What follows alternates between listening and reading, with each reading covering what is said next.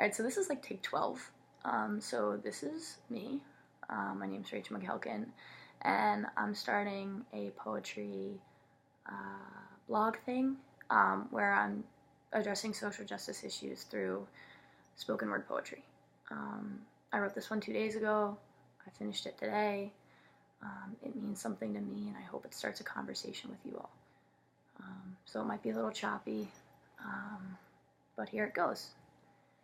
It's called Dear Mr. Lawmaker. Dear Mr. Lawmaker, automatic weapons were made with wars in mind. Now you tell me that we're at war.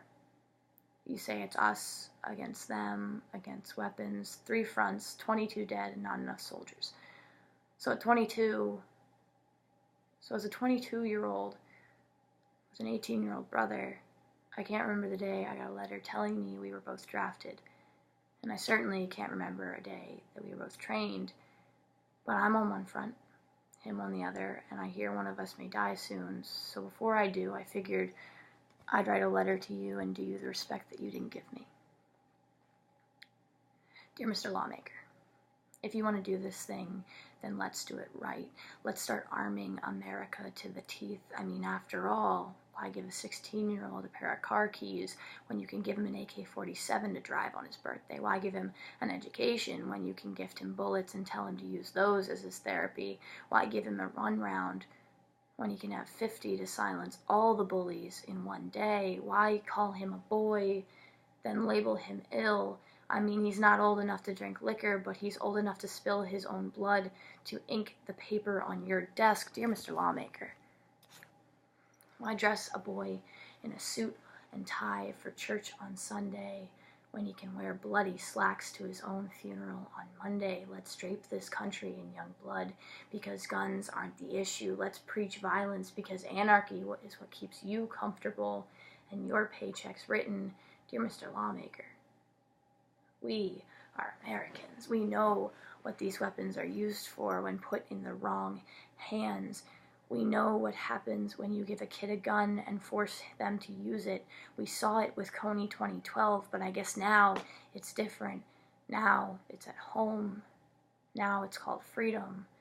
It's called the Second Amendment, and it need not be amended. Dear Mr. Lawmaker, you know what, you're right. We should give teachers guns and make them patrol halls because nothing will make students feel more comfortable and more safe than something that could kill them at any moment. Dear Mr. Lawmaker, there's no freedom in the word handgun. There's no justice in rifles. You can't spell therapy with the letters R-E-V-E-N-G-E.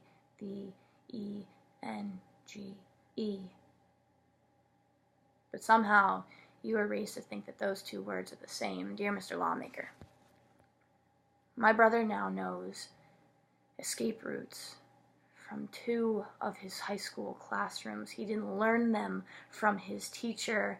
Instead, he wasted time he could have been learning to teach himself how to make sure he came home at night. Dear Mr. Lawmaker, this isn't the America I signed up for. This isn't my war, but I'm fighting for my life, and you aren't awake enough to hear me scream. Dear Mr. Lawmaker, it's not my job to fight my friends or run in front of stray bullets. It's not my job to twist your arm until you believe my life is worth saving. It's not my job to bitch and moan till something happens. My job is to learn. But right now this country is too scared to learn anything, and we've got a lot of learning to do, so what do we do?